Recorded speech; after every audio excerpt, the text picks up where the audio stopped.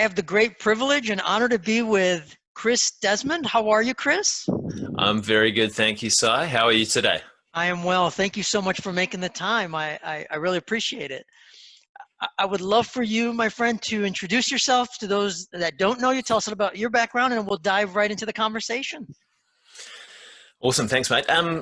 For those people who are listening, you can probably tell my accent is slightly different. So I live in Wellington, New Zealand. I'm a dude who is in my mid-30s with a youngish family.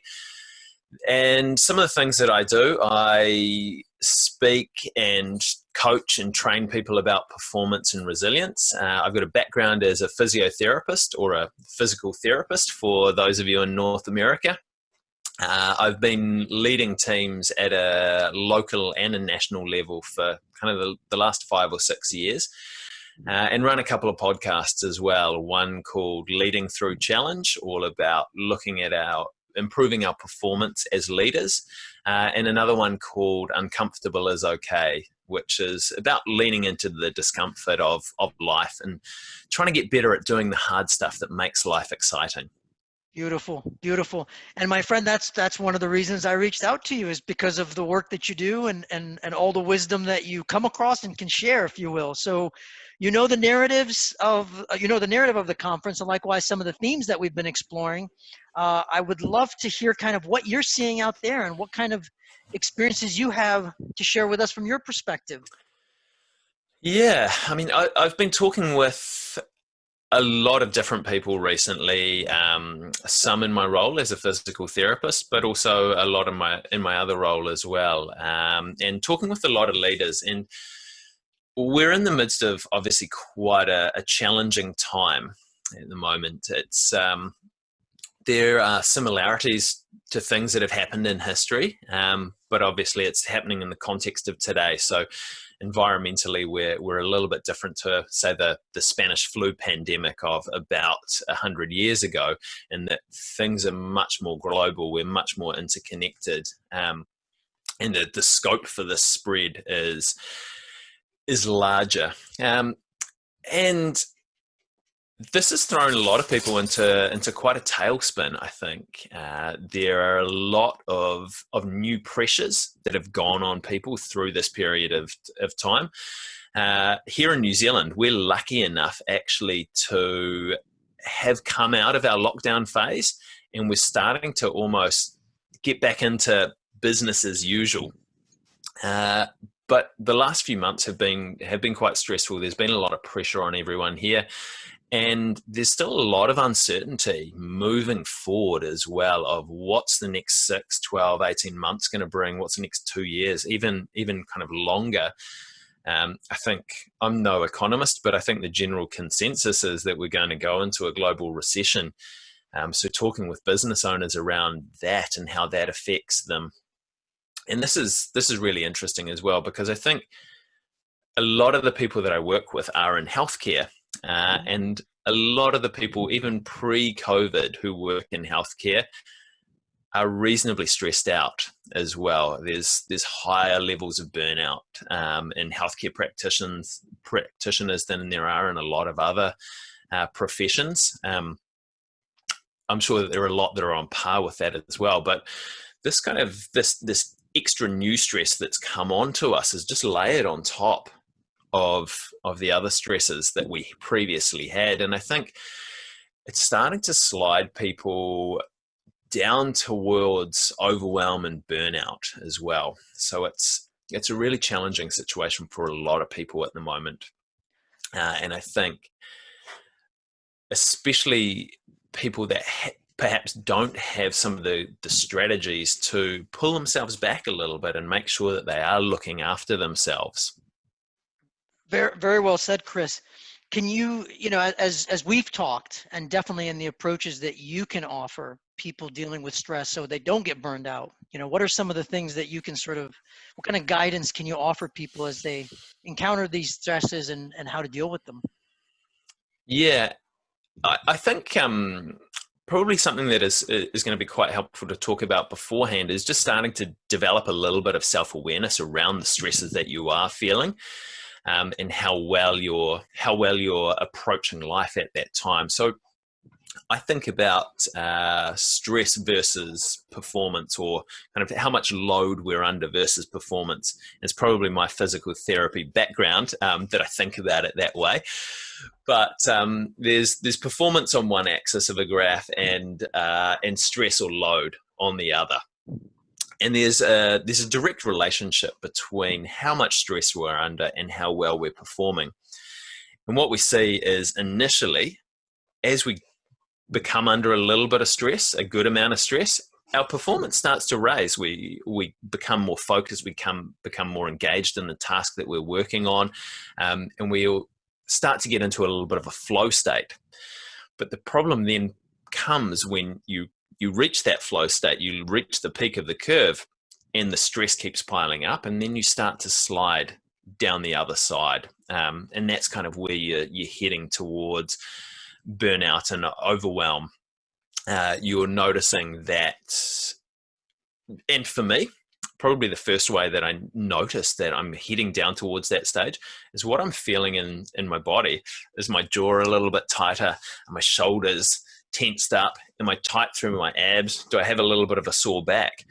And that's often how it manifests for me, is that physical side of things that I notice first before I actually notice the stress. So I think a helpful tool is just doing a minute of self-reflection of where you're at in terms of your stress levels at the moment. And one way that I think about it is just kind of like a 0 to 10 scale. So 0, I'm passed out on the couch doing nothing. And 10, I'm a sobbing heap in the corner. And then everything in between. And obviously if you go bang in the middle at about 5, that level of stress, you're performing quite well. And it's very subjective, and it depends on a lot of things that are happening around us and happening inside us at the same time. But spending a minute or 2 minutes just saying, hey, where was I at from those stress levels or those load levels today? And to be honest, for me, I've probably been sitting somewhere between like a 6 and an 8 for most of the time over the last couple of months, just with the challenges that are happening, that I'm not performing at my peak. And some days I'm like, I'm heading towards maybe some overwhelm or burnout. So I think once you start to recognize where you're at, that's when you can start to put in some strategies to pull you back from those high levels, to hopefully take you back towards that peak performance. Very, very, very well described. I appreciate that, Chris. If I follow you then, and very much consistent, quite honestly, with what I've observed and what I've experienced, it's not a question of no stress, or it's not a question of too much stress. In order to really find that peak performance, you've got to have a degree of self-awareness and understand where you will hit that peak performance, the right stress level, versus too little stress or too much stress. Yeah, exactly. And I think one of the narratives in society, I think, is that stress is something that happens to us and that we actually have no control over it. And yes, there are things that we don't have control over and that are going to add stress. And COVID is a really interesting example of that at the moment, is that there is that environmental stress that's going on for us right now. But there are lots of things that we can do to modulate how much stress we're under. As simple as stopping and taking a few deep breaths. And that changes your physiology. It changes how your brain's firing to just kind of dampen down the threat system. There's been some really interesting studies done in terms of how well hydrated people are, and people who are better hydrated experience pain at lower levels than people who are dehydrated. So breathing, drinking water, eating good food, making sure that you're having some good sleep. These are all things that you can do to help modulate those stress levels and shift you back towards peak performance. And I mean, thankfully, I've had the opportunity to ask probably about 300 different people about strategies that they use. So if you want to get into the weeds on some of that stuff, I'm more than happy to. But I think we give up our control a little bit around how we experience stress, and almost how we can use stress to our advantage in some situations. Very well said, Chris. So how would you sort of respond to people? Because I hear this in a lot of different situations that say, you know something, I don't do well under stress, back off, leave me alone. I don't need stress. They don't necessarily think about the performance stress Mm. correlation that you're describing. I think there's an element of truth to that, is that some people don't do well under stress, and actually everyone, if they're too loaded up, Hmm. they're not going to perform as well. Some people haven't put in the time to train themselves to get better at dealing with stress. So, one of the ways that I think about it is like if you're doing a strength program, you're going to the gym, you're lifting some weights. When you first go, you can't lift very much because you're quite weak. As you keep going on a consistent basis, you train your body to adapt to lifting weights. So you lift some weights, your body actually damages itself a little bit, and then it repairs itself so that you get stronger.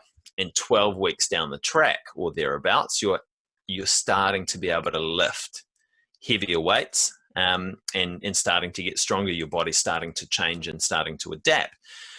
The same thing happens to stress, is that if we're progressively loading ourselves up with little bits of stress, we get better at dealing with it. And then we can put ourselves under more stress and then perform at our peak. But I think that the challenging thing for people is that it's often hard to gauge how much stress that you're putting yourself under to start with. So it's like someone going into the gym and really loading up the barbell, and either having one of two things happen: is that they try and lift it and they can't, and they get frustrated, or perhaps they injure themselves, or they lift it, but then they can't lower it down safely, and then they get crushed underneath it. So for being at the gym or doing an exercise like that, it's quite visual. You can say, oh no, I've got too many weight plates on this bar here. That's too much for me. We're not as adept at gauging how much stress we're going to be under as well, and maybe taking a couple of those stress plates off the bar to allow ourselves to train ourselves to get better at dealing with it. Thank you so much for that. And I think there's a few things that you're really calling out. One is decisively the degree of awareness of how much stress you can tolerate, can't tolerate. When is it too much? When is it too little? So awareness is one fundamental thing. I think the other key thing that you're really emphasizing is it does take discipline. It is like going to the gym. It's not something you're born with, but rather it does take discipline, and you got to work at it. And then I think the other thing which is very, very powerful is I like to use the word regulate, use the word modulate, if you will. It takes a lot of discipline, a lot of self-awareness to bring those two aspects together in order to really be able to sustain over, stressful times and less stressful times. Yeah. And I think I kind of think about it, as I said, like a physical training program, is that you need to stress out your body, but you also need some days where you're having rest days to allow your body to recover. Yep. Because if you don't have those rest days, you kind of get into that overtraining, chronic stress cycle where it's not particularly helpful for you.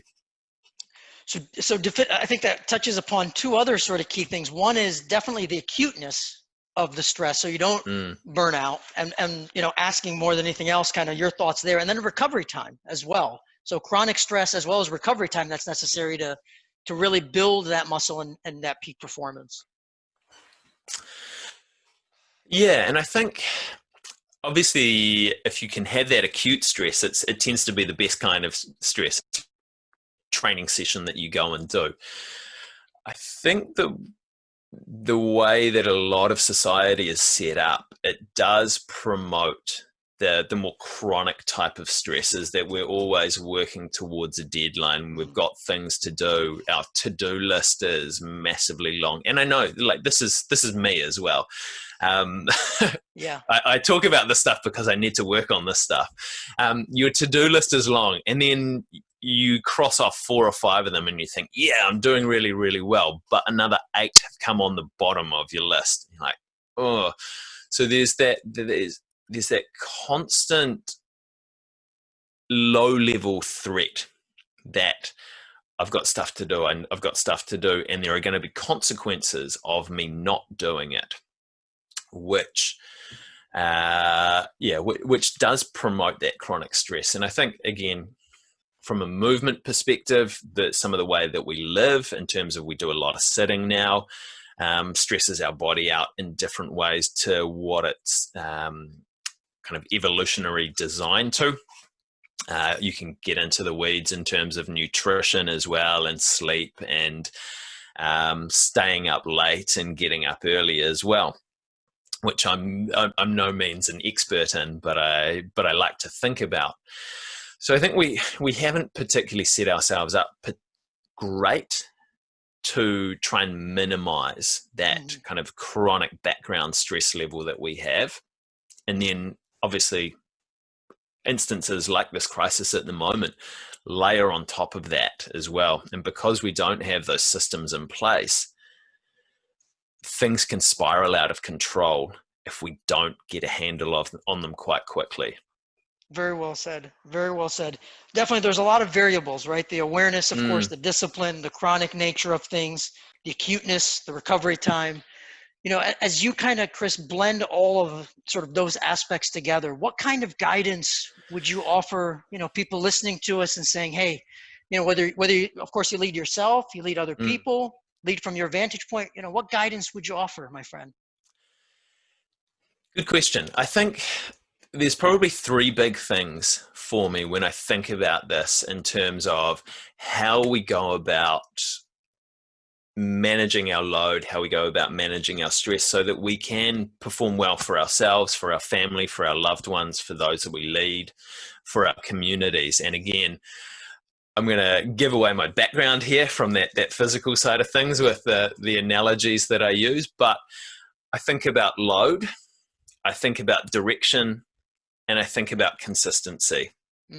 So obviously you need to manage the load that you're under. Sometimes you need to put yourself under a little bit more load so that you perform well. In this instance, most people, myself included, we need to figure out ways to take some load off. And different people respond different ways to taking load off. But I'll share with you some of the things that work for me. So when I was younger, I used to purely exercise for physical health, but now I exercise predominantly for mental health. But I also like the way it makes me feel physically. So going out for a run, doing some yoga, going to the gym, some ways for me to take some pressure off, to de-stress a little bit. Making sure, or setting myself up. I've got a 2-year-old, so it doesn't always happen, but setting myself up to try and have a good sleep at night, because I'm always better after a good sleep. Making sure that I drink lots of water. Taking a couple of moments during the day just to sort of stop, take a few breaths, and kind of de-stress in that way. One of the ways that I like to do it is I'm sitting in front of a window at the moment, so having a look out, watching the trees blowing in the wind, or having a look at the horizon, actually, because that allows me to get a little bit of perspective on things. I'm not looking down at the problem that's right in front of me. I'm looking up and taking in the big picture a little bit more. So starting to develop a toolbox of things that take some load off you, and being able to utilize them at different times. I mean, I'm not going to be able to go out and go for a run at every instance that I need to de-stress, so having some of this other stuff is great as well. So the awareness of what your load's at, and having a think about some ways to take that load off. The second point is direction. So once we've started to get the load right, what direction are we moving in here?